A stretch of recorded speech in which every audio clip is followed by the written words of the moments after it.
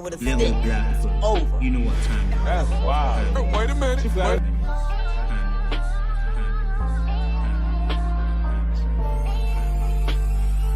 What do I do? Love and light, baby. Damn. I want the next 5. You want the next 5? Yeah. You done with this group? Not with none of y'all. Us? You're done. Hey guys, welcome to Little Black Book 91. We're back. We're ready to love once more again. Listen, crazy. Look, let's talk about this particular episode because it was fun to watch. I can't lie to you, I've missed Ready to Love and I've missed the dynamics and the shenanigans as well. On this particular episode, we got to see Camille and Cornelius get married, and they tied a knot, which was beautiful to see. You know what I mean? Like, it was nice to see. Allowed me to officiate this. I went through a lot to get the proper credentials. And, you know, it's been a journey for them, and they finally have reached a pinnacle where they've got married. And so, shout out to them. I was wrong. You know what I mean? And I can always admit that. I was wrong. I never would have made it. Oh, y'all can hear me? Can you hear me? Am I silent? You know me, I have one thing about me, I'm going to be silent. But, so it's amazing that obviously that they've made it to this particular point and they've got to this particular perspective where they finally married. So shout out to them first and foremost. Wish them well. And, you know, when you get married, we're just hoping that you're able to stay the course. So let's hope that not only can they stay the course, but let's hope they're happy as well along the way. Well, let's move it forward quickly because I want to focus on this episode. There's a lot of things I want to get through and break down because I want to break down each particular character as much as I can to give you guys a different perspective, okay? So I'm going to start off with Deonna and Deonna first because first and foremost, let me just say this. Can I just say this? Deonna is fine. Okay, I have to, just want to take on the screen quickly. Deonna is fine. That woman is succulent, yeah? My type of woman. Short hair, blonde, beautiful brown skin. Ay! Yoy! Let me tell you, there's fine and there's fine. You know what I'm saying to you? Nah, that woman is different, Kaz. But I'm going to keep it professional, all right? I'm a changed man now. I'm going to keep it professional. I cannot say I'm changed, and I already said what I said. But anyway, listen, so going back to this, I want to break down, obviously, Deonna and her situation, because she said a couple things on this show, right? Because like I said, I want to break people down. I'm going to give a deep analytical breakdown of this episode. So she said several things. First of all, we know she's a firefighter. She's been in firefighting for the last 10 years. But the problem that she's had is that she has admitted herself that she can be a little bit masculine. And I think this is really important, right? Because the key question to ask is it the fact that you've been a firefighter that makes you masculine? Or is it the fact that you have masculine traits because you've experienced things in your life? So immediately when I heard that she said that she was masculine, I said, oh, okay. All right, cool. You know what? I'm hearing it. Usually when I hear that though, I start thinking about attachment styles, right? Because usually the people that are very much, quote unquote, have more masculine trait is usually those who are a bit more avoidant. They tend to flow into that area because they're always trying to protect themselves. So when I heard that, I said, okay, what's her story? I needed to know that, like, what's her story? Because, of course, her job will play a role in that. Don't get it twisted. Going into work where you have to consistently use all your muscles, you know, you are probably joking and bantering with men on a regular basis, will definitely chip away at you and add a lot more masculine energy to the way that you move. But I also believe that there's a reason why you chose that job. Something has happened to you as the reason why you were passionate, and she's passionate about it, or why she chose that career, why she chose that particular job. So the masculine energy probably would have been there already. It's not the job that made her more masculine. It's already happened before there, you know? So this is really important. I think that adds a little bit of understanding to where she might be coming from and why she may be also having some difficulty in relationships. Why doesn't she feel safe enough? Because one of the things she mentioned was about she loves the fact that she's able to have the power to be able to, I guess, kind of save people, or in the sense of kind of like the ability to do her job the way she is. She wants to have the ability to influence, right? And so that for me was instantly telling me like, okay, so where did you lose power in your childhood? Where did you lose power in your background? What have you experienced that you lost that sense of strength or ability, you know, to influence your own life, that you have chosen a job and a career where you save people. Because let's best believe there's a reason why that she's chosen that career. And it's not a bad thing. It's just something to understand so that when you're in dating, you can know how to begin to either fix it or begin to kind of work around it. So when she started talking about it, I said, oh, okay. Firefighter. Bro. What? I hope to get a loved one from this. Being in a male-dominated I'm just gonna say again, she's fine. Even in the fireman suit, I can't lie to you. Okay, industry, I want to be more feminine at home because I feel like at work I have to have this masculine exterior. Now, to be fair, she made it very, very clear. I mean, she got a bicep on her. She said, obviously, you know, that she wants to be more feminine at home. So she's going to be looking for somebody who can create that arena for her. Okay, all right. So so for me personally, the reason why I highlighted this is because at home, where is your sanctity, your safety, your place of comfort, why can't you be more feminine? Like the dress suit, like in that clip where she was walking with that dress, I said, baby, you looking good. The body looking sick good. You understand what I'm saying to you? So you know how to dress already. So you can, you know, so what is it about your life right now outside of work that's making you feel like you can't be in your feminine? Something, and it's oftentimes an internal thing. Something that you feel within you that you may have experienced is now shaping your worldview. That's why I said the job is only one aspect of it. There's something else to it. And I think that was really important to kind of highlight. And she's been in it for the last 10 years, so I can understand as well. So she's going to need somebody who's going to be able to provide that masculine presence in a strong way. Now, it's interesting because the two people that she actually showed interest in was both Jay and also Eddie. And Eddie's a really kind of cool guy. He's 31. He's slightly younger than her, but he's a very handsome dude. And she said that's her ideal type. So he's tall, he's good looking, he's got good hair on him, good teeth on him, you know what I'm saying? Like, he is quintessentially a lot of people's kind of like desire. Do you know what I mean? That's her ideal type. I think that's a lot of people's ideal type, if I'm honest with you, and I'm not mad at it. He's a good looking dude, okay? But I was asking that question, which one of them ideally will carry enough masculine energy? When I say masculine, the protective side of them, enough of that energy where they can provide that protective safety net for you at home to feel comfortable. And also, what constitutes to you, what behavior would constitute to her feeling safe at home? Does he need to be a provider financially? Does he need to be an emotional, well-rounded kind of man? And I'm sure we can probably say all of those things, but there's something that that man should do that she may feel comfortable being in her feminine and she can relax and be herself. That's what's going to help her be able to understand how she's going to be able to feel in that feminine. Or otherwise, what will happen is she'll just consistently be in her masculine. And I noticed that the joking, like when she started off with Eddie, she told Eddie like, yo, she said to Eddie, like, basically that she was a stripper, and she was joking, right? And I noticed, okay, she got a bit of, she's funny with it. She got a little funny with it, you know what I'm saying? She got them jokes as well. And I really appreciate it. I said, okay, that's a nice little bit of your personality I'm seeing come through. So you're a beautiful woman, but you also got the jokes as well. So we can get to know your personality a little bit. Seems like somebody who can really get it. But I get what she may have picked up a lot from her workplace also is the fact that, you know, that banter, that jokes, yeah. And sometimes with mandem, yeah. And she did say that, yeah. She said no firefighters. She didn't want no firefighters for the partner. Now I don't know what that is. I don't know what she's seen. I don't know what she's witnessed as to why she wants no firefighter as a job. Whether it's because they're long hours, I don't know. She didn't really explicitly say why, but there may be a reason behind that too.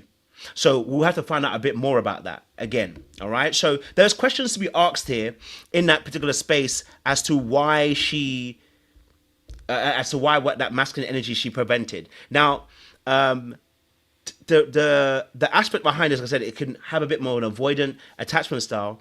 But I also noticed that that if that is the case, and that she may have an avoidant attachment style due to that kind of, I guess, that masculine exterior, which is a very protective place to be, that sometimes you can fall into particular art of seductions, which is that you can blow hot and cold as an aspect.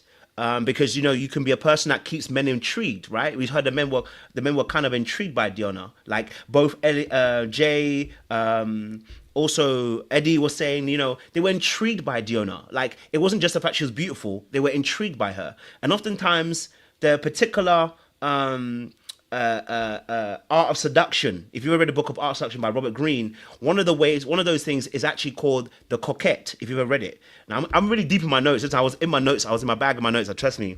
So the coquette is somebody who they keep men intrigued because they keep a distance. So they keep it at a distance. They don't get too close. They get close for a little bit, then they back away again. They get close a little bit, get back again. And what we call that is hot and cold. So they maintain emotional detachment. Now, if you're a woman and you exist in your masculine, more than likely you probably actually practice a lot of emotional detachment, because a lot of times, if you spend a lot of time with men in that space, when you enter their energy, their main energy in that space, right, what tends to happen is that you tend to pick up a lot of their traits, right? So that coquette where you play the hot and cold is very sexy, but it doesn't maintain relationships very well, right? No, most art seductions don't, because the reality is it's manipulation, and it's good to get, but you need to be able to grow. Okay, so that coquette aspect where she's going to be hot, a little bit cold, we'll see how that plays out. If that is the case, she might have a different kind of art seduction, but that was just what I noticed as a primary kind of seduction. So that was something I noticed. Now, Naeem on the other side, we got to talk about him, okay? Because as she was talking to Naeem, I appreciate him, okay? But there were some things that were kind of alarming to me. I should say alarming, but there were some things that I noticed about Naeem. I said, ew. Now, we picked up that he's got 3 baby mothers. Let's have a look. For that. I definitely took the time after my relationships to reflect and to do the healing. And I think that's something a lot of people don't do. I'd done the work. Naeem was fine. He really broke down those walls.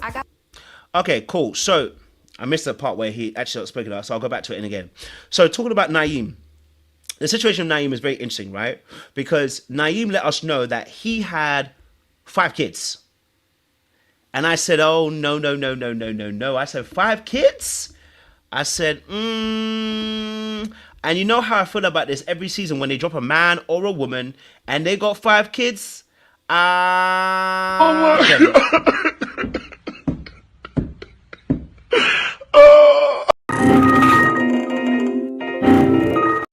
That's how I feel about when I hear someone say they got 5 kids. I'm like, 5 kids, 3 baby mothers? Now, listen, he's very open about this. He was from the beginning, but you have to be. You ain't got a choice. So it's not like I'm not breaking him down, but I want to be very, very honest in my actual analysis of the situation. We've got to ask a serious question. To have 5 kids, 3 separate baby mothers, tells me 1, we have commitment issues. 2, okay, all right. 2, the other aspect, all right, in this is that why didn't you not stay baby mother number 1? Okay, but 2, all right, we've got a problem. 3, what's the issue here? We have to ask a real question. What's the actual issue here? There is a particular issue going on. That lack of commitment, that speediness to tell someone that, and if you notice, watch. I want to notice this. Watch this. Let me go to the very beginning, because this is where I clocked him. What she wanted when she saw me. And I was like, let me just sit down and get to know her. You are beautiful. Thank you. I appreciate that. A baddie. A baddie? Yeah, I can see it in your eyebrows. Oh, not the bro. Yeah, that's how you wear. Now, the compliments are great. Listen, the compliments are great. But immediately when he said, you are beautiful, I said, okay, cool. Then he said, you're a baddie. I said, oh.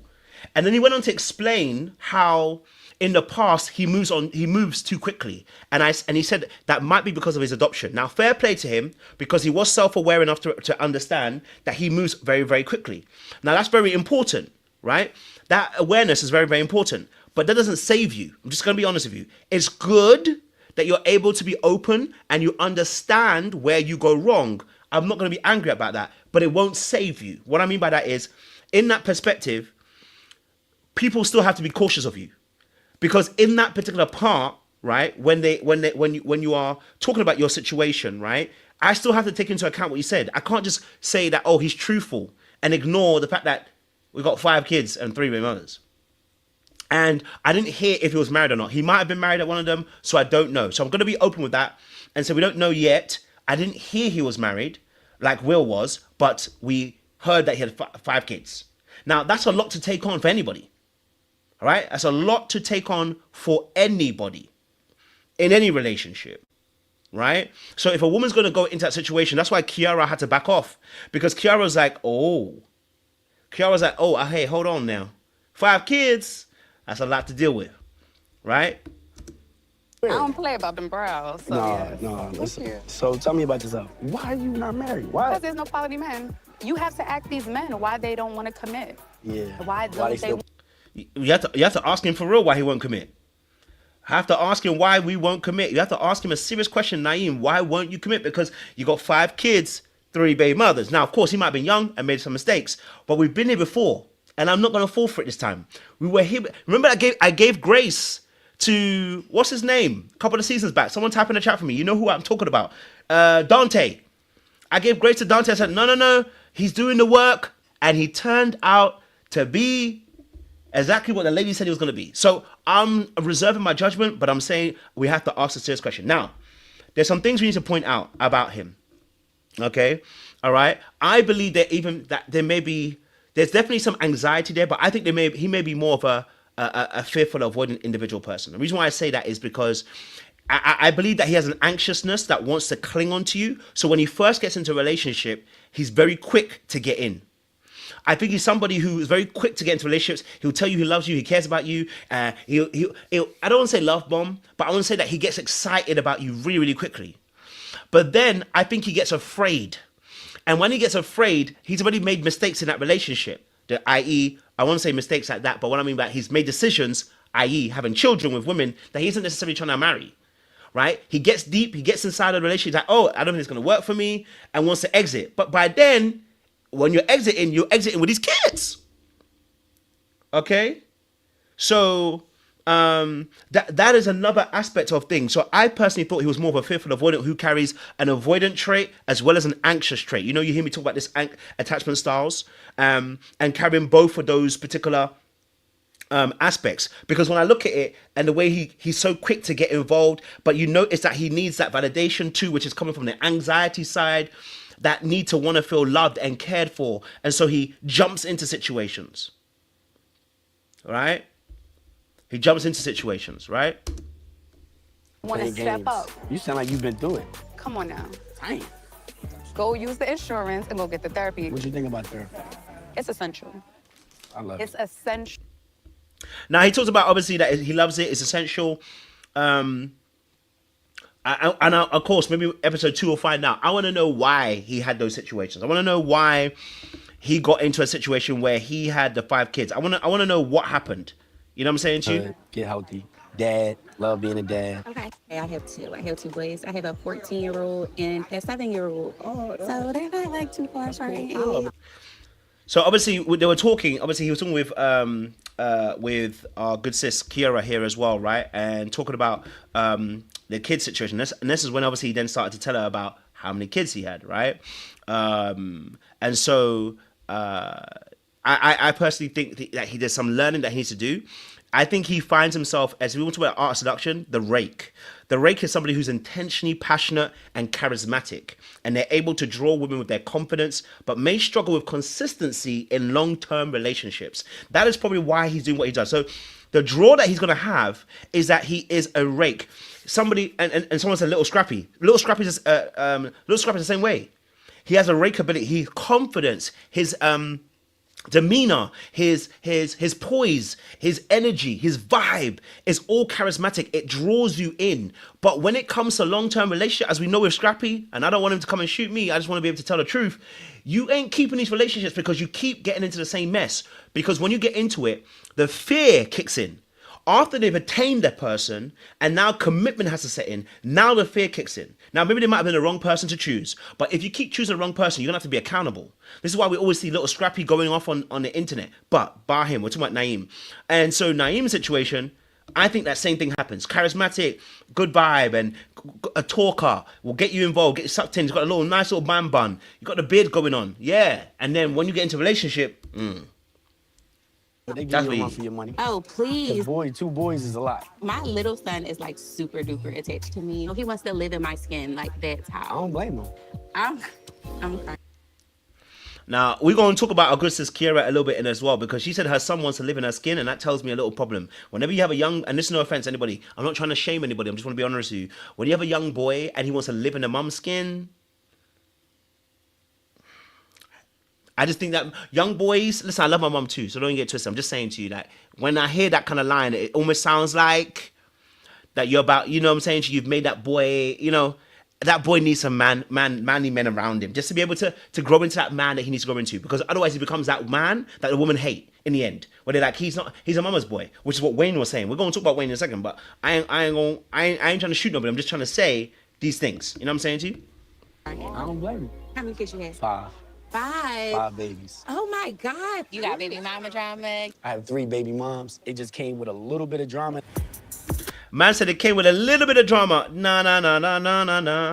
That tells me that's going to be an issue. A little bit of drama, 3 baby mothers, and a little bit of drama, that tells me there's more drama than he's letting you on. All right? I'm telling you, there's probably more. There is a whole lot of drama underneath the surface. You can feel it. Right? There's a whole lot more trouble than he's actually letting on in that situation. What? So I don't really allow any BS right now. 3 baby moms. That's a bit much.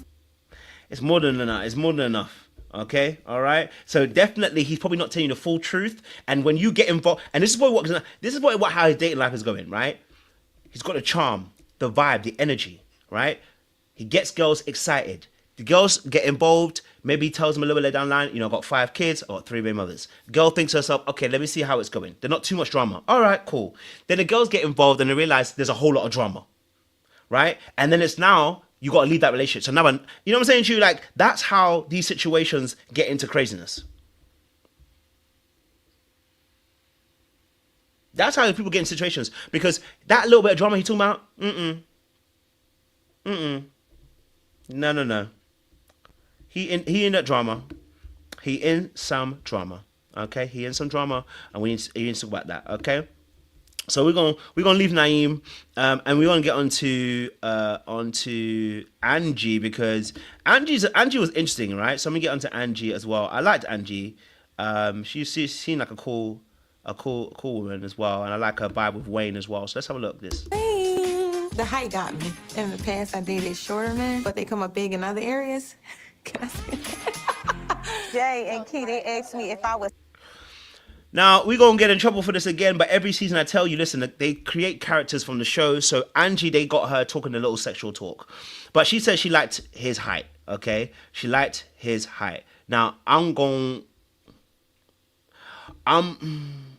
now, it might have been the heat of Philly. I'm just going to say that the hair didn't feel like it was combed. I'm just being real. It's just something I noticed, and I'm just saying that because something about it was off. I'm just being real, and I don't know what it is just yet. It was giving anxiety. That was it. The fact that she didn't, and I'm not saying that, you know, you have to be perfect. By the way, I'm not trying to judge anybody's appearance, but it does say something, right? So, for instance, when I saw the hair and it looked a little bit off, I said, oh, it's giving anxiety. And when I say anxiety, what I mean by that is anxious attachment. And that's why immediately, if you notice, right, immediately she let him know that she found him attractive. And I said, wait, hold on a minute. I said, sis, slow down now. I said, slow down, baby. I said, slow down. Again, this is my own judgment, by the way. I'm not judging her in that way, but I want to just make it as I'm making these perceptions. So when she told him that because he was asking her what her type was, and she immediately jumped into, right? She's immediately jumped into, right? Like, basically, you're my type in a sense. And I said, where was the mystery? Okay? Where's the mystery? All right? I was like, where's the mystery? Where's the little... And listen, I'm not saying women have to hold everything back. What I'm saying to you is, give a little... Like, listen, the whole game is that in the very beginning, that little bit of mystery just helps us. You know what I'm saying to you? Like, if you're in a dating game anyway, listen, unless you really know his position, you didn't know if he liked you or not. So you had to wait a little bit. At least give it a little bit. Use your body and use your actions. Do you see what I'm saying to you? Use your body and use your actions. Men are moved not by your words. They are moved by your action. And my lips are getting dry. So let me drink some water. Right? Men are not moved by your words, they're moved by your action. So when I say, obviously, don't tell him that you find him attractive, it's not saying that don't tell him at all. What I'm saying to you, it's the early stages. Use your body, use your actions, right? She did a great thing. I think was it her? Or was it Tru? It might have been her. It might have been Angie. Angie was like, do you want me to fix your plate? That is an action. And I was like, beautiful. Because that shows a man that you're interested without saying it. So that later on, if he decides to say, oh, hey, I was just being nice. It's not that. It's just a way of showing again that you can be interested without necessarily saying it. The power of the woman is in the silence. So in that silence area, I expected her just to move with the body, not necessarily the words. So that was all I was noticing. That's all. Just as something and then because of that, I said, okay, well, if you're an anxious person, you're always trying to prove your worth. So the words that are being said, she had to say it. I was like, okay. All right. You know what I mean? Oh, okay. I hear it. You know what I mean? Hey. Now, what was interesting is that she went for somebody, she went for somebody like Wayne, which was also interesting because he said he's a professed mama's boy. So he's going to carry more of the emotions or the emotional reactivity, we don't call it that. He's going to carry more of the feminine energy, right? And can I be honest with you? And I don't. And again, I hope I'm not being rude. I want to just be real. You can sometimes tell who's been raised for both men and women. Like you can tell when a girl's been raised by guys, and you can tell when a boy's been raised by women. And when I look at Wayne, this is no offense. It's not a dig. It's just something I observed. I could tell that he was raised by a woman. Even his body posture, and even the way he moves, it didn't carry presence. And I said, okay, I can see the mama boy aspect in it. And it may be a cultural thing, and it may be the fact, obviously, I'm from UK, maybe they're from Philly, maybe that's part of the energy. I don't know. But what I was noticing, I was like, no. I can see the energy, like I can see you're giving that you have more of the feminine energy, like just by the way you're walking. You know what I mean? Skipping, running, or jogging to love. But yes, your shoe size looking a little nice. Now it's interesting that they got Angie on a particular perspective. They're doing this her character. Now I did this last year, and then someone came out and they said that's not me. But I'm just saying, listen, this is the character they fitted for you. So it is what it is. But what she said, right? If you notice that they've caught her talking about his height and his physicality and that aspect, right? So I said, wait, hold on, the height and the physicality and talking about sex, almost like, kind of highlighting towards the sex aspect. And I said, Now it's interesting, if you know her background is also that she comes from a family of 11. She's one of 11. So my question was, I wonder how much fighting she had to do to be seen. No wonder why she's trying to prove her worth. But then I wondered, how does she value the worth of a man? Because the way she's describing the man is basically by his physique, which is cool. But you're describing him by his physique and talking about, other men that were, you dated men that were shorter, but they had a larger piece and stuff like that. And I started asking myself the question, is it that you focus on the wrong things? Right? Is it you focus on the wrong things? Is it that also maybe sexual energy translates for you desire? And I feel like she may be more of a fearful avoidant. Again, fearful avoidant, this fits into that narrative where they carry both the anxiety and also the avoidancy. But sometimes, not even sometimes, there's a scale for fearful avoidance. So not every fearful avoidant is more on the part where they are more avoidant. Some people are more avoidant in their fearful avoidancy. Some people are more anxious. And it also depends on the individual person. So whoever you're dating or whoever you're seeing or whoever you're around can also shape how much you're going to move in that spectrum, right? So I was just asking, I was like, okay, wait, why is she, what I'm saying to you? Why is she making that perspective? Like, why is it that her perspective is more sexual? Like, is it you're looking for a desire? Because obviously sometimes we translate sexual desire as a desire for you, but it's not necessarily a desire for you, it's a desire for your body. Hence why she may also be talking about his body.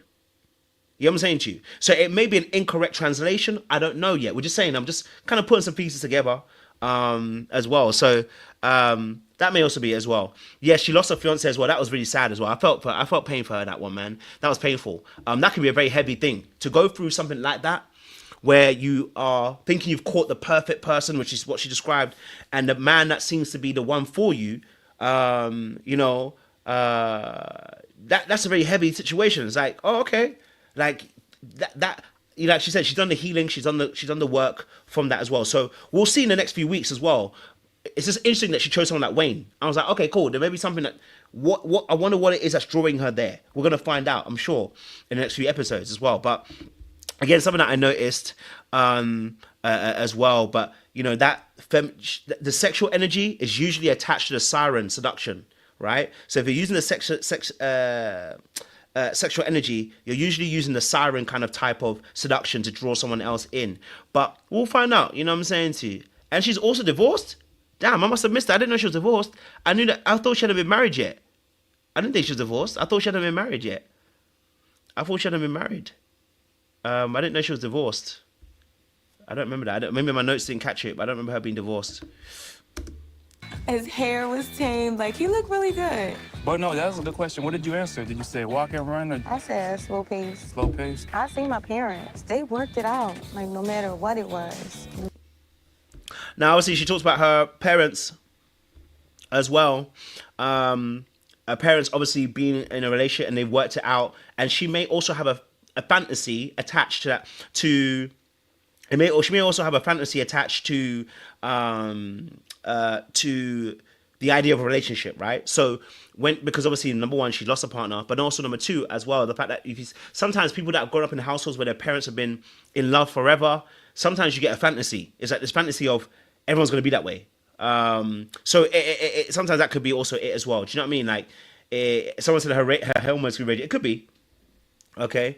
It could be that aspect as well. So that is also an intriguing aspect to see. Like, is that, and sometimes what with anxious people, and I say anxious people because fearful avoidance have both anxiousness and avoidancy, they do create fantasies.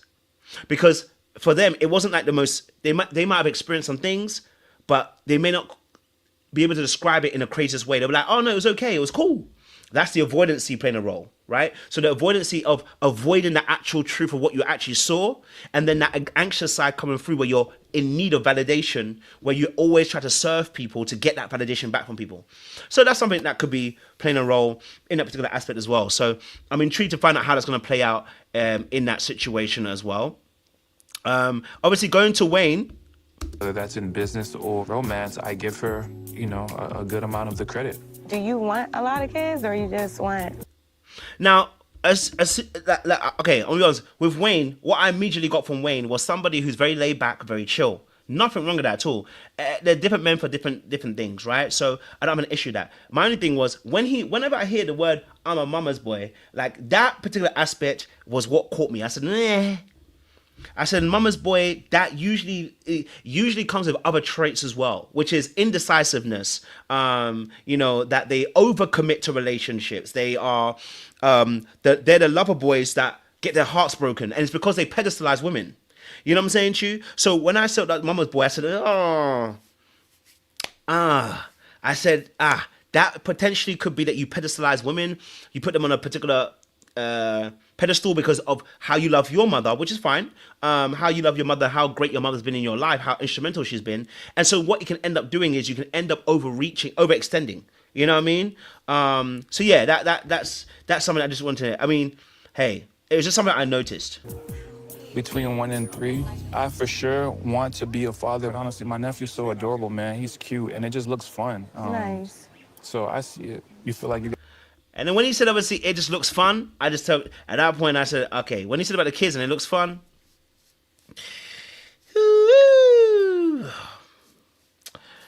yeah.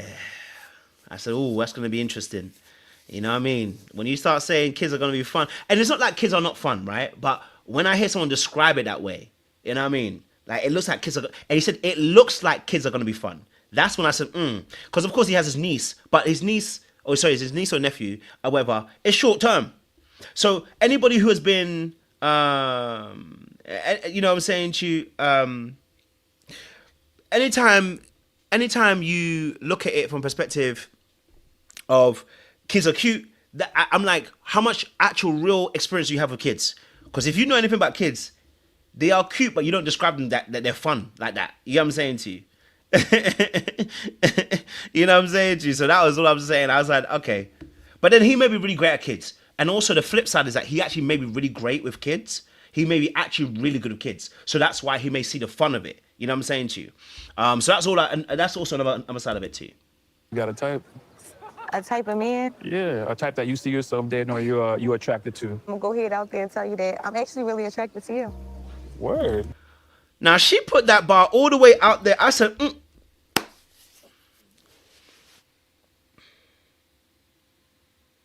I said, no decorum, no weight.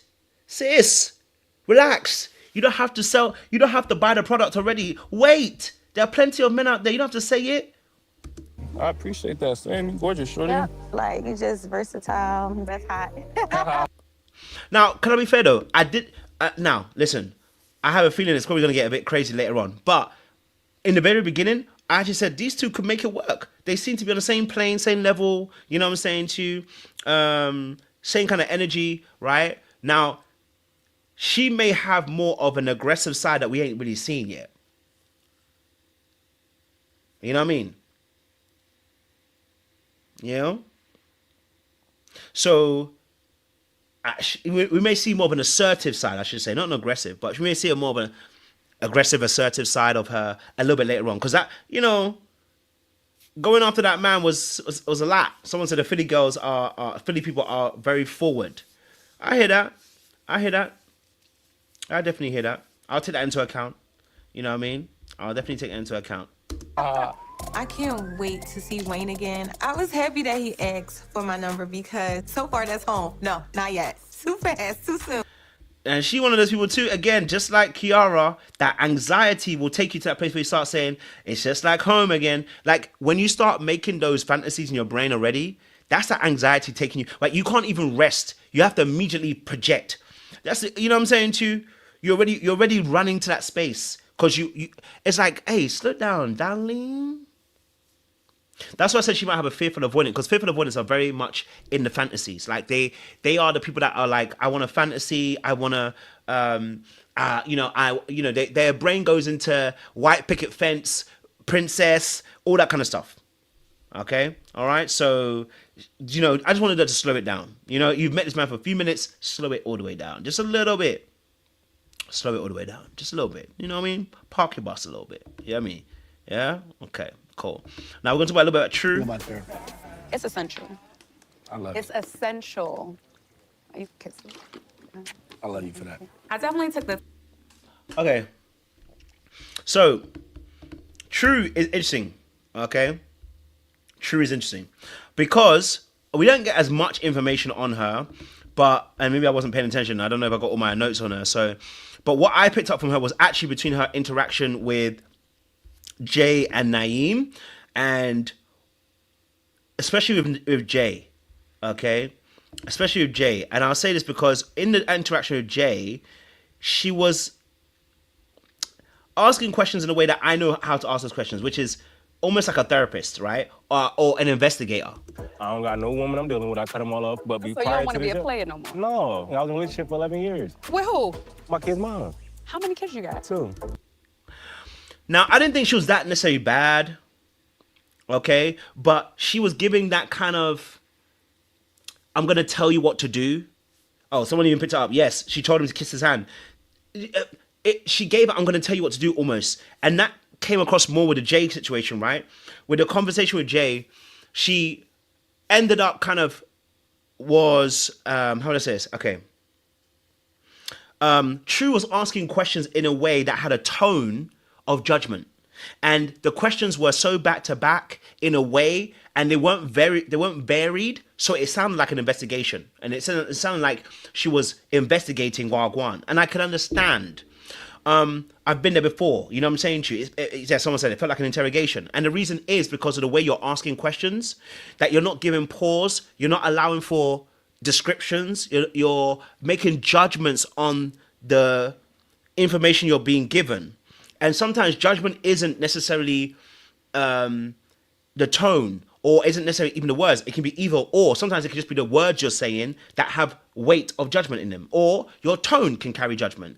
I think the way she was asking questions, she wasn't trying to get to know. It felt like I'm trying to get to know to nail you.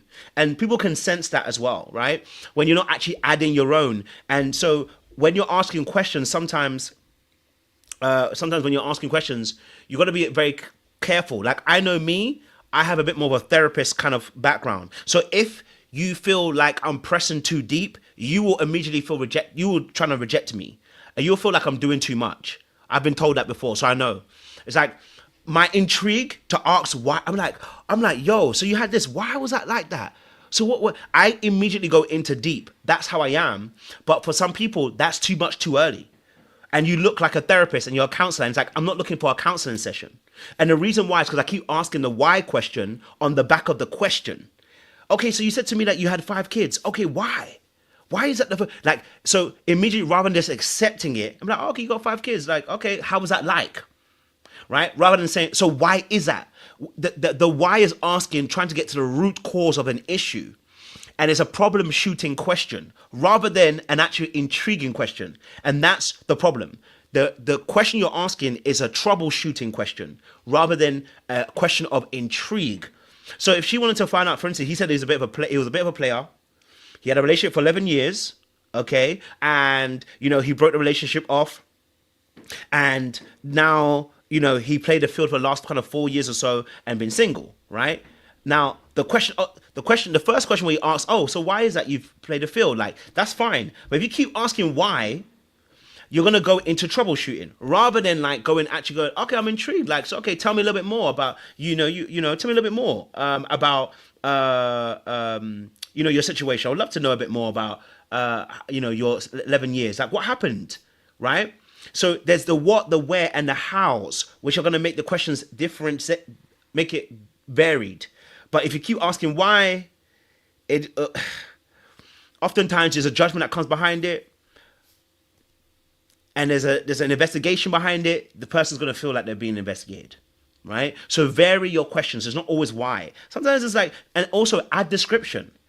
Like, what I'm saying? Like, oh, okay, 11 years you've been in a relationship. She judged him by like 11 years by saying, oh my gosh, so 11 years. And you basically said you didn't marry her?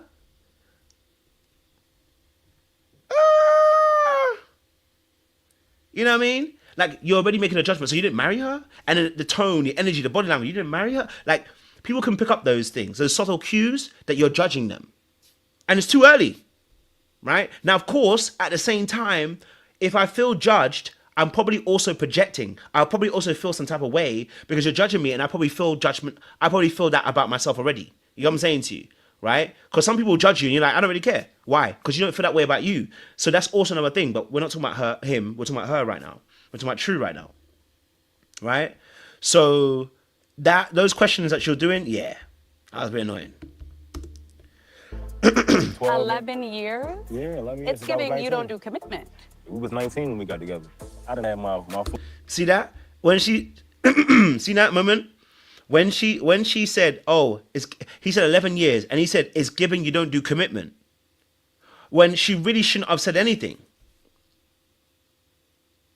You get what I'm saying to you? She really she shouldn't have said anything. She should have kept that personal thought process to herself. And then when she kept that to herself and made a judgment in her mind, but still kept herself open to the conversation. Instead, she judged him in that moment. Oh, it's given that you have commitment. That's a problem. And so now he feels defensive. So now he's defending himself because he's like, oh, wait, hold on a minute. I was with her since I was 19, which means, what, he's 30 something now? It was a very long time. He probably feels very proud of the 11 years he did. Now, can I be honest with you? I also asked the question. 11 years. What's going on? For the last 4 years. Oh, so you was a whore for the last 4 years? You said? Okay. Yeah, I ain't say hoe. Now that comment there, see, the whore comment, yeah, you can get away with it if you say it in a jokey way, but she didn't say it with enough joke. Right? Because, in my past, women have said to me, so you're a little whore, innit? And I'm like, hey, allow me, man. You know what I mean? Like, you're just saying it in a jokey way, I can take it in a jokey way. But this is very similar to what happened a couple of seasons ago with, what's her name? She did it with a comedian. What's her name? Guys, remember the girl? What was the girl that did it? What's her name? I can't remember. She did it with the comedian, the light-skinned dude who was a comedian, and she called him a whore too, right? And the same kind of reaction, because that label, right? Nobody wants that label. So if you're gonna say that, if you're gonna to be able to get away with that comment, you got to really make it jokey, and you got to land it correctly as well. Unique, that's it. Thank you. Shout out to Unique. That lady was beautiful. But that comment, right? It's gonna rile anybody up. So that again was another label, another judgment. You know what I'm saying to you? Yes, and red. Thank you. Yeah. The little thought job. The little thought job. That's even worse. No, I was dating. Okay. I said the player word, and she took that as if I'm out here every. Now, Jay out here, once you said your little player thing, I mean, I don't know what you're expecting. You know what I'm saying to you? Once you said a player thing, you need to know, like, you got to be ready that it's going to come back that way, right? So if I say I'm a little player, you got to be ready that someone's going to come back with a little bit of a, so you're a player. So, like, you know what I'm saying to you? But Tru didn't give him enough chance to be able to come back. She already had made up her mind. Once he's a player, made up her mind. You know what I'm saying to you? Right? Just got to park it. Just wait. Keep the judgment in your mind. There's nothing wrong with making judgment. We all make judgments. But keep the judgment in the mind. Slow it down. Don't rush it. You know what I'm saying to you? Everything moving. It was like, what? What was wrong about you? I'm super loyal. No. I'm super I loving. said, what was wrong? Oh my God. You keep 21 questions. She said, what is wrong with you? And of course, he answered the wrong question. I can't lie to you. So she was right about that. But it's the way she did it again. Okay? It's the way that she did it again. It's the way you go about it. So sometimes you can be right, but the way you go about it will make you wrong. Right? So you can be right, but the way you go about it can make you wrong. So you just need to just chill up on that and know that the way you're going about it is going to cause issues for you. Okay? All right? So in that space, him explaining his particular aspect, allow him the room to expand his conversation and make the judgment in your mind. That is the power of women. I'm telling you this now. That's the power of anybody if you're first meeting them. If you're ever first meeting somebody, keep judgments in your head. Don't bring it out. You know what I mean? Me and label me a hoe. We're going to have an issue. The woman try to hold it over my head like, oh, you don't want to commit. I'm like, bro, I've been 11 years. I know what that takes. Just because you was in. And this conversation is now becoming antagonistic because he's now trying to prove himself to her in this moment. And she is now in a space where they're now going to have a back and forth and it's not necessary. Right? So that tells me that she's unable to keep her judgments in her head and keep it there and learn how to move again with the body. Stop saying too much. Just allow your body to move. You know what I'm saying to you? Okay? So we got to chill. You know what I mean? Okay. In something for 11 years does not mean that you was committed. Let me tell you the real so that you can like, okay, he's reformed. He seemed like a player. No, I don't even. And then do you know what it is? She doesn't sell the comment about he's a player. Because you need to sell it in a way that's like, you know what? Sell it in a way that's like, oh, like, so you're still a player? See how you, so you're still a little player. That gives a little, okay, you know what I mean? You know what I'm saying? Like, you're still kind of flirting with it. But just saying it so straight makes it sound like a judgment. The tone alone can change the comment and how it lands. You know what I mean? So that's really important. You know what I mean? But what I will say, I'm going to go onto Jay. Okay? Now, Jay, also, I had to ask a serious question. 11 years is a very long time. I know you were 19, but you're now 30. And then he said something really interesting about the situation between himself and his ex when he was talking to Kiera. Let me see if I can get the... I want to see if I can get the link. Yes, the Kiera conversation, because he said something really interesting. Everything that he said. Hold on. Okay. I'm real genuine. I got two. Boy and a girl. I mean, I was in a relationship for 11 years. So. Okay. Very good. On my left, I walked away. Now, he said he walked away. He said he was in a relationship for 11 years and he walked away. Now, of course, we don't have the full conversation. I would love to know what he learned from that. I would love to know what accountability he takes from this position. I would love to know more about it, because oftentimes when people tell you the story, they tell you about whatever person did wrong, but do they tell you what they did wrong? Okay? But yes, he does have custody of the kids. He said he has the kids majority of the time. So shout out to him, first and foremost. We have to commend that. You know what I'm saying to you? And I respect that wholeheartedly, because it's not easy. And I know a lot of men don't necessarily do that. So shout out to him. Now, my question is obviously, and that's is a big thing I said as well, and I'll get to that kids aspect. My thing on this situation is obviously he says something about sweating the small stuff, And I want to ask a question. I wonder what the small stuff actually is.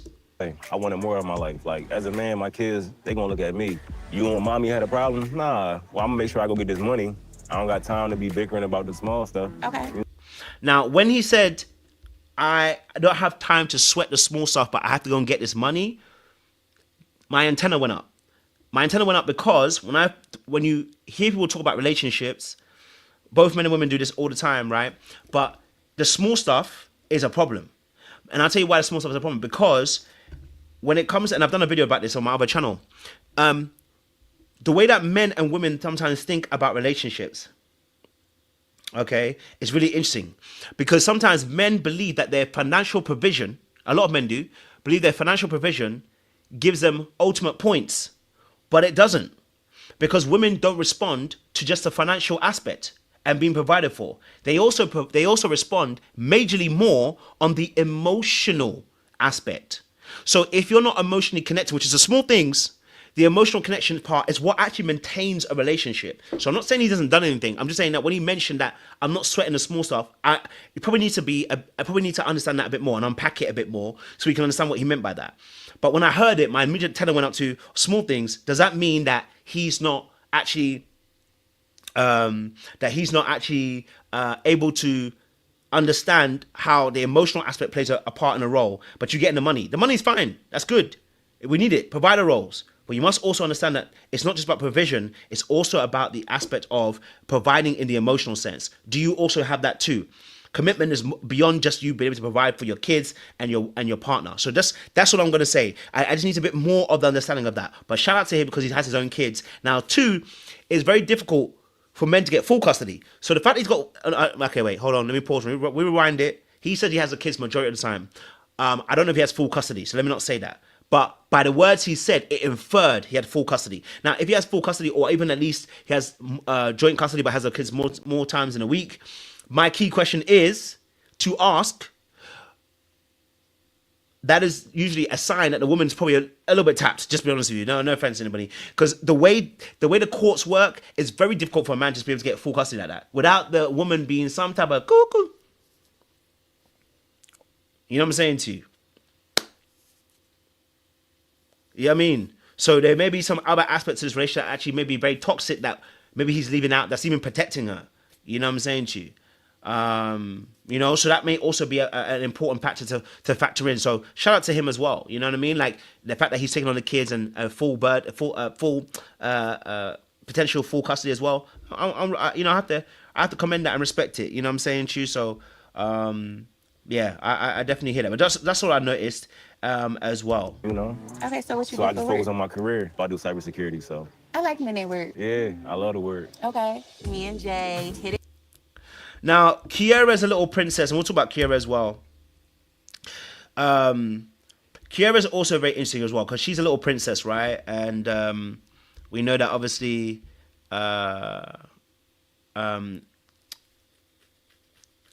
we know obviously as well that you know, that she wants to be a little bit of a princess, wants to, you know, be free, allow herself to enjoy, like she wants to chop life. And I'm not mad at it. I think that's fine. Chop life, allow yourself to chop. Because in the end, you know what I'm saying to you, in the end, that's all you can do. You know what I mean? Like, chop life. You know what I mean?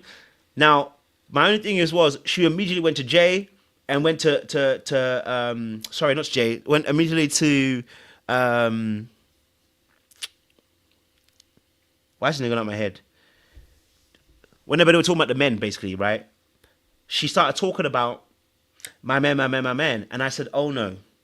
Already? We're doing my man, because he talked about providing and being a work person. At that point, I said, I looked at it and I said, these two are a match made in heaven. Because if he's not, I instantly saw toxicity straight away.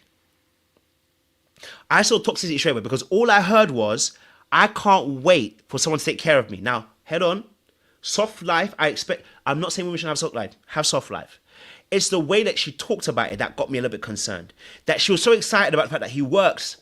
And it reminded me, it's like, okay, so you just want to be taken care of. Now, I don't know. Of course, she's a mum, so I'm not going to say that, you know, she doesn't know how to take care of somebody, of course. You know what I'm saying to you? But it could be a mindset that plays into it. And I was like, okay. and we're instantly going to be doing my man, I said, okay, she's somebody who's going to get excited very, very quickly. But when you run so quickly, it can also die very quickly. When it runs very quickly, it can die very quickly. And I can bet you that Jay, for me, sounds like somebody who's more of an avoidant kind of person, because people that throw themselves into work usually have an avoidant tendencies. People that throw themselves into work and are like headstrong with work, they usually have avoidant tendencies. And the people that have avoidant tendencies, the one thing that they need is encouragement. Sorry, not one thing. Things they need: encouragement. They need they need encouragement. They need also appreciation. They need acknowledgement as well. Okay, all right, and they need affirmation. If you don't give them the affirmation, the acknowledgement, and the appreciation, yeah, he will die very quickly in that relationship. And just listening to her, I'm yet to see it yet. We'll see. We'll see. I know what I'm saying to you. I'm just going to say it. We'll see if she can do it, right? Now, she mentioned something about having kids as well, that she has two kids. And I think she mentioned about her boy as well, and said her boy wants to live in her skin. And I said, I don't know how old the boy is. I get concerned. I just say that because us young boys, we need masculine men around us. Good, healthy men, by the way, not just any kind of man. We don't just need any men, healthy men. Reason being, again, because just like we said about the Wayne situation, about being a mother's boy, sometimes, and you know, men can do this too when they make their daughters boys, and treat their daughters like boys. That mothers can treat their sons and get and almost have them like a surrogate husband. You know what I'm saying to you? Right? And I'm not questioning their parenting. I want to make it very, very clear. I'm only just using information as a way. That sometimes when I hear that someone's living inside the skin of a mum, I'm like, well, it depends how old he is. If he's still young, I can kind of understand it. The young boy, you know what I'm saying, he hasn't grown to independence. But if he's a little bit older, I'm going to be like, we need to wean him off that. Get him into that place where he needs to be independent, learning to do things on his own, because he wants to have that independence as a man. But if he's dependent upon you, you better create the man that women also often say that they don't like to be around. You know what I'm saying to you? All right. Yeah. So yeah. Let's have a little talk about that. You know what I mean? Okay. It all. Everything that he said is everything that I am looking for. That's gonna be my man. Like, he might be the one. We just seen a wedding hat. But first of all, she is stunning. She's beautiful. My God. I can see why the boys really like her, because she actually is, she's got a softness to her. I can't lie to you. Like, I can see why people want her. She got a softness to her. She got like she's a girly girl. You know what I'm saying to you? Like, it makes you want to be around her. I can see that too. So shout out to her as well, because she's got that nice energy and vibe. You know what I'm saying to you? It makes you want to be around her. So I like that, man. You know what I'm saying to you? Let's give her props in that as well. You know what I'm saying to you? Yeah, I happen to make her some point. I mean, maybe I'm wrong. I don't know. But she looked good. You know what I'm saying to you? Says she's a princess. Yeah. I gotta get married. And also she says she's spoiled. Now, that's the only thing I said again. People that tell you they're spoiled, just know they're going to behave spoiled. And the question is, when they throw that tantrum, how do you handle it?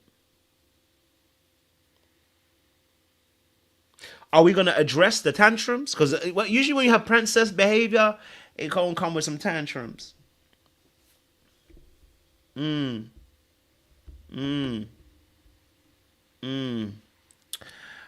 Okay. All right, cool. All right, let's go to another person. Let's go to Eddie. Hey, y'all. Oh, look at this one. He's licking his... I'm a stripper. You are? Oh, wow. What? No, I'm a fight. Now, this is a beautiful man. I can't lie to you. You know me. I'm comfortable in my sexuality. He's a beautiful man. Well kept, well groomed, handsome face, looking like a Bible character that is well shaved. You know what I'm saying to you? Yeah, I'm not even going to say pause on that, because the brother looked good. You know what I mean? We should always be able to uplift the brother. The brother looks good. Okay? All right? Just looks all proportioned in his face. Okay? Handsome. I think he's giving Mark, what's his name? Was it Mark? What's his name from last couple of seasons ago? Was it Mark something? He's giving him a run for his money, because he's also got the height as well. he is given whatever, I can't remember his name is. I always forget his name. You can tell me in the chat. He's giving him a run for his money as one of the good-lookingest men on the seasons, man. Because the guy is a good-looking man. Okay? And I said he looks like Rick Fox's like younger child or something. Because he looked good. The pilot in training, yes. Okay? This is a brother that looks good. You know what I mean? Over. Yes. I'm over. So, with Eddie. Someone said Michael Ealy. With Eddie, obviously he's 31. He's a dream package in terms of physicality. He owns his own construction company. He's in shape. He's handsome. But he has a 9-year-old child as well. So at 22, he had a kid. Okay. But he's popular amongst the ladies. Okay. So he's got a stable lifestyle. Seems very calm. He seems to be just like I didn't sense any toxicity, which is really interesting. And I'm waiting to see. Maybe we'll see it in later episodes. I didn't sense necessarily any toxicity or any necessary bad vibes from him. And it might be early. So I'm going to keep it open. But I didn't sense any of the usual like insecurity. When I say insecurity, what I mean by that is the insecure attachment styles. Right? I didn't sense the anxiety. I didn't sense any avoidancy. I didn't feel any of those things from any of his scenes. Now, maybe I missed something. Someone said it, Mark Anthony. Yeah. I didn't feel any of that from any of his scenes. Now, it might be a little bit early. Okay. All right. But I didn't really sense that just yet. I know. I know. Everybody says that.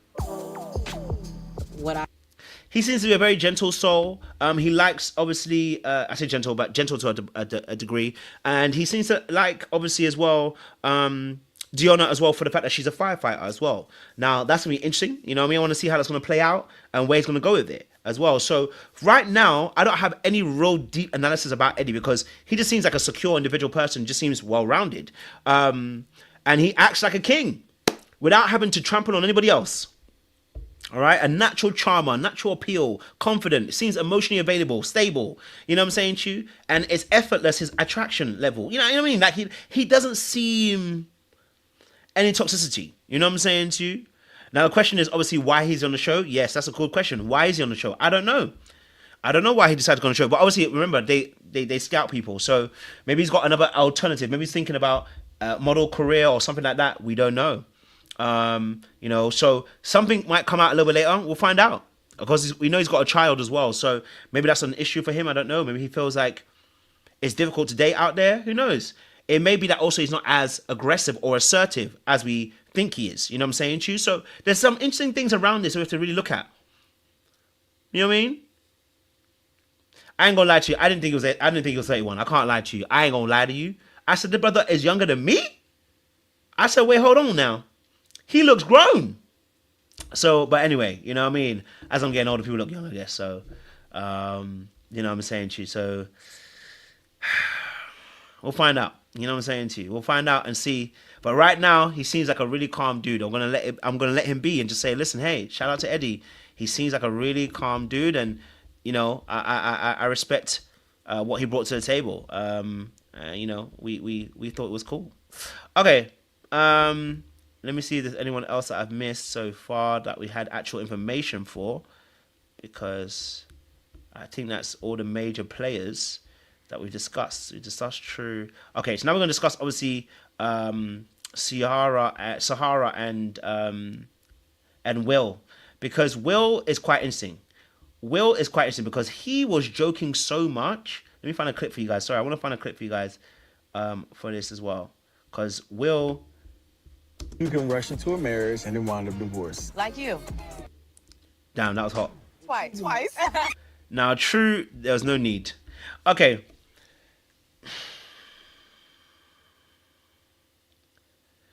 Okay. So, Will. Someone says so chat because of Eddie. Now, Will's very interesting, right? Because his consistent joking told me instantly that something deep was there. Like, joking is not a problem, but you must understand balance of time and season. And I saw that Will did not understand time and season when it came to the balance of joking around. Okay, all right. And so when I kept on hearing the consistent jokes in the wrong time, I realized, okay, you're hiding something. You're not being vulnerable. Your jokes is your way of being able to connect, but it's also your way of armoring yourself. And so I saw that. I said, no, the consistent joking is real. Like you're trying not to allow us to get too close to you. Now he's been married twice.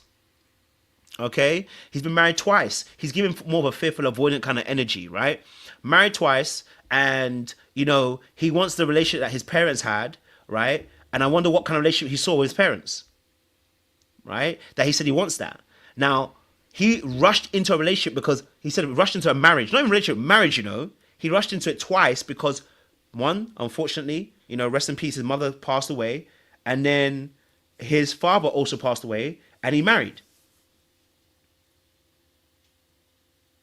So when someone's rushing into a marriage like that, they're running from something. They're not running because they want a relationship. They're running because they're running from something. They haven't dealt with something.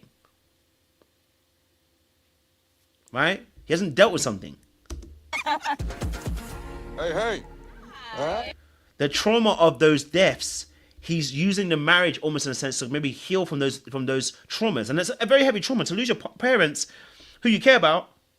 You know what I mean?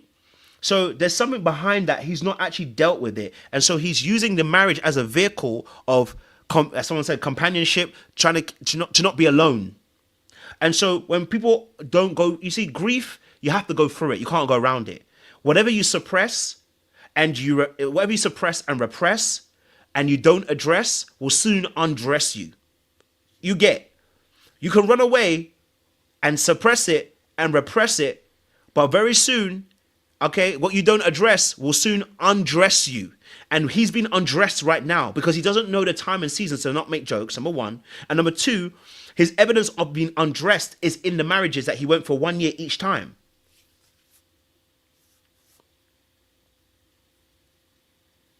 So he needs to actually do the work. If he doesn't do the work, he'll be in a third marriage. If y'all don't mind, we're going to have a little man-to-man talk. If y'all don't mind. Ladies, y'all gotta be out, ladies. Now, he seems very laid back, very chill. You know, I think, and I love what my notes were saying about the art of seduction for him. He plays more of the dandy.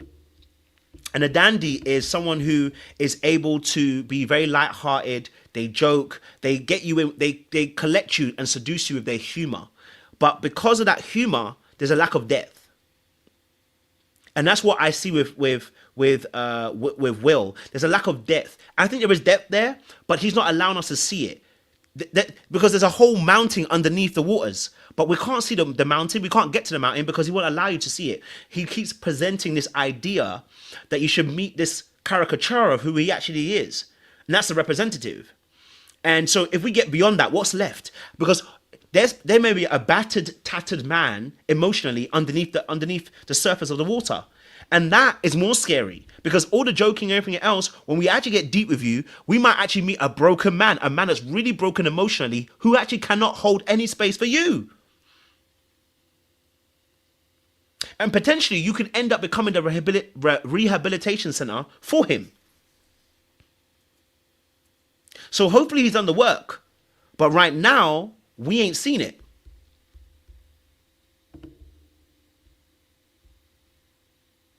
Okay? We ain't seen it. And I love what my notes also said about the laws of power. It says he needs to recreate himself and avoid living in the shadow of his parents' marriage.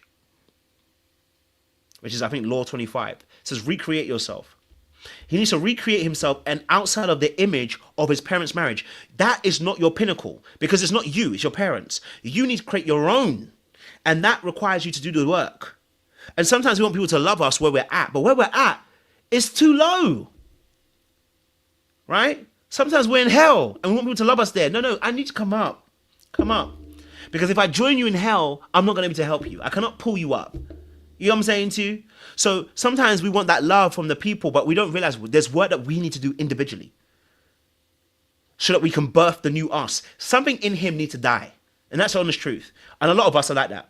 Something within you needs to die so that you can be reborn and resurrected. Because what you are now, we can't love you that way. We can't love you in that space. We can't love you in this particular position right now. And so that's that growth that he needs to do. This is that solo work. This is that, someone might call it shadow work, but I just call it the work that you need to do is the heart work. You need to really go and really start sitting down with yourself, slow down, stop the dating. Because nothing I heard told me that he had healed yet. Now, we may be wrong. It's only the first episode. It's only the first episode, so I'm going to be open. It's only the first episode. But nothing he said told me that he had grown. That although he knows that those relationships ended after a year because of what he had experienced, nothing told us he had grown. So yes, he needs to sit on the bench and heal. Because nothing he's telling us is really telling us that he's actually understood that he's a problem. Your marriages are ending after a year. You are the problem. Right? It's not to be harsh. I just want to be real with it so that he doesn't hurt himself anymore. Right? It's given David from a couple of seasons ago. That same kind of energy. It's given David from Pastor David a couple of seasons ago. This is the energy. This is how it started. This is exactly how it started, Pastor David. You know what I'm saying to you? So same thing. Okay. But he seems like a very chill guy. That's one thing I would say. Positively, he's a very chill guy. He's going to make you laugh. You're going to have a good time around him. And you'll be at ease. It's just the other parts. But yeah, I definitely see that. Okay, let's talk about Sahara. Because Sahara was doing so well. I mean, not necessarily because the guys didn't necessarily like her, but I didn't necessarily have a connection with her until this point. I enjoy talking to you. But at times... Sorry. Now, while the men appreciate your efforts to open... Hold on now. I'm done with the whole group. Okay, so Ciara at this point, okay. Ciara at this point, decided to tell the whole group that I'm done with the whole group because she got a second chance. Okay. Now, first and foremost, as a Christian, as soon as I started hearing sidekicks and burning candles to get rid of men, I started instantly feeling a bit scared. Can't lie to you. As soon as I start hearing that I'm burning candles, and of course, someone can say that, of course, they have different faith, and I understand. I'm just saying, when I heard that, I said, it's giving that you are emotionally unstable. That's what it sounded like. That's what it sounded like to me. You know what I mean? And I may be wrong, and I'm open to having a different perspective. It's my first impression. But as soon as I start hearing, I got to burn candles. I've got to go and burn a paper. Like, it's giving you emotionally unstable. And so when I heard that, I said, we're gonna find out. I'm sure we'll find out. You know what I mean? I said, I'm sure we'll find out. You know what I'm saying? And then, lo and behold, before we even got anywhere, lo and behold. How you feel? I'm okay. You okay? Any thoughts at all? I would like to say that I'm not with nobody behind me. You'd like to say what? Moving forward, I'm done with the whole group. Now, why would she? Now, hopefully she was joking when she said this, but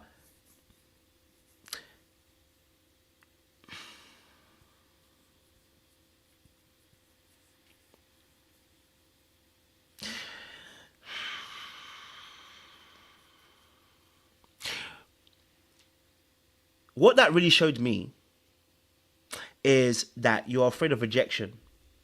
You see, because in this situation, right? In this situation, you were rejected by the men specifically. Not the women, but the men specifically. So why is everybody getting an FU? No, why is everyone getting an FU? You know what I'm saying to you? Like, what was the reason for the FU? Everybody behind me, FU. Why? And it's giving that, yes, a hard exterior on the outside, but you're soft inside. Sensitive. Overly sensitive. Because all that happened, was that they told you no. That's it. I want the next file. You want the next file? Yeah. You done with this group? How could you not feel me? Come on now, stop. I don't know. F you. No, I think she's probably joking. I hope so. But she's like, how can you not feel me? Why would they not feel you? Why would they feel you? They don't have to feel you. So it's letting us know that, that's what I said about the emotional unstable. It's letting us know that the rejection aspect, there is a There's probably a lot of pain behind it. There's a story behind it. I can tell you that now. You know what I mean? There's a story behind it. There's a deeper story behind it. And I'm sure if we interviewed her, there's a deep story of pain that she's probably gone through some stuff. Right? Because the immediate attack of people when you get the opportunity to be able to have a second chance, because what actually happened, if you haven't watched it, sorry, but she got a second chance. Her and Will got both a second chance. So once they got a second chance, your next step is then to tell everybody, F you, you're scorned. But what you don't realize is that energy carries. You haven't got rid of it. Right? You can go to the next group and reinvent yourself, but they will see you for who you actually are. You can't stop that. So it's a learning curve. What she should have done was been like, all right, let me make sure. Let me see what I want. Let me see where did I go wrong? Let me sit down with myself and find out. Maybe I did something that weren't correct. But she didn't do that. And that's the problem. And that's what's going to take her out again later on. Now, hopefully she can do some healing on that. Now, last month, I interviewed some people, I got some trouble, but we just got to keep it real. Like, that kind of pain where you lash out at people, it tells you more about yourself. You know what I mean? Your peers didn't need to have that. Yeah? You use everything back there with a stick. It's over. That's wild. Wait a minute. And usually, I can't lie to you, usually I'm attracted to toxicity. I can't even lie to you. Maybe I'm changing my ways now. Maybe I'm changing my ways. Who knows? Maybe I'm changing. Maybe the Lord is really healing me. Usually I'm attracted to a little bit of that toxicity, that little rough around the edges. Y'all know I like a little roughness. You know what I'm saying to you? But nothing about what she was doing was making me feel any ounce of attraction. And that's usually different from me. Because usually I like a little toxicity.